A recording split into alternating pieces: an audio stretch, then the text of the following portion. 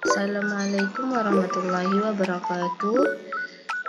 Yang saya hormati kepada Ibu Rohati SPD MPD dan Ibu Marlina SPD MPD selaku dosen pengampu mata kuliah pengembangan literasi digital pendidikan. Di sini saya Maria Ketia dengan NIM A1C22366 akan mempresentasikan tugas proyek saya mengenai pembelajaran matematika materi peluang. Nah, apakah kalian tahu apa itu peluang?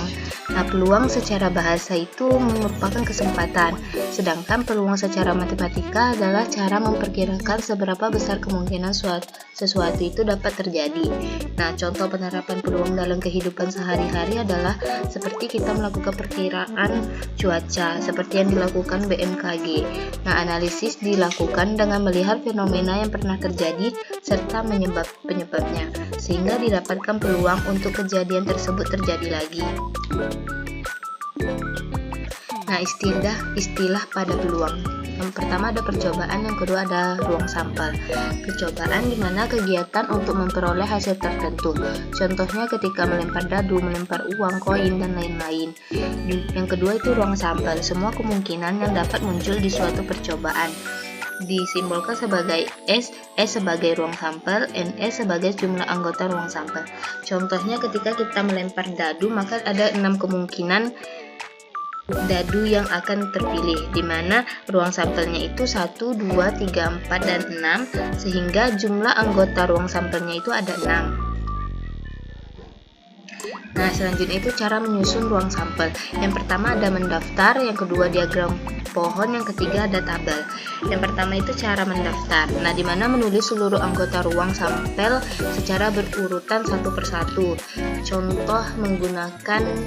Contoh ruang sampel dengan cara mendaftar. Seperti ketika suatu buah uang koin dilempar, maka sisi yang akan muncul bisa saja sisi angka maupun sisi gambar. Sehingga ruang sampelnya terdapat angka dan gambar, maka jumlah ruang sampelnya ada 2. Selanjutnya itu diagram pohon. Contohnya ketika kita melempar satu buah uang koin dan satu buah dadu, maka terdapat 2 benda koin dan dadu. Maka jumlah ruang sampelnya itu angka dan dadu, di mana angka 1, angka 2 sampai angka ke dadu ke-6. Begitu pula dengan gambar, di mana ruang sampelnya itu gambar 1 dadu, gambar sampai gambar 6 dadu, sehingga jumlah sampelnya itu ada 12. Nah, selanjutnya itu menggunakan tabel. Contohnya ketika kita melempar 2 buah dadu secara bersamaan, maka didapat tabel seperti ini.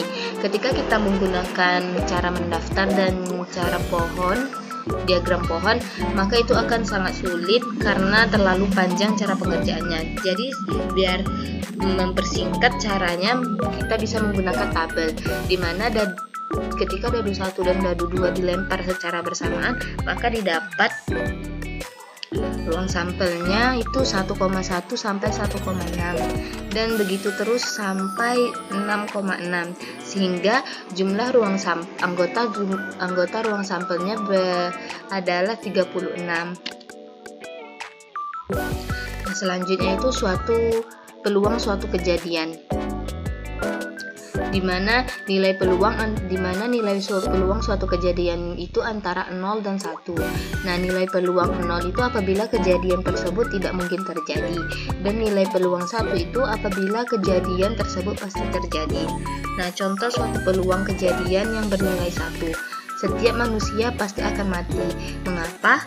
Karena kejadian atas kematian itu pasti terjadi, sehingga nilai peluang itu adalah 1. Berikutnya itu contoh peluang kejadian yang bernilai 0. Pada saat ini manusia dapat terbang tanpa alat bantu. Mengapa? Karena manusia itu dapat terbang tanpa alat bantu adalah suatu hal yang tidak mungkin, karena teknologi saat ini belum dapat mengaplikasikannya, sehingga nilai peluang itu bernilai 0.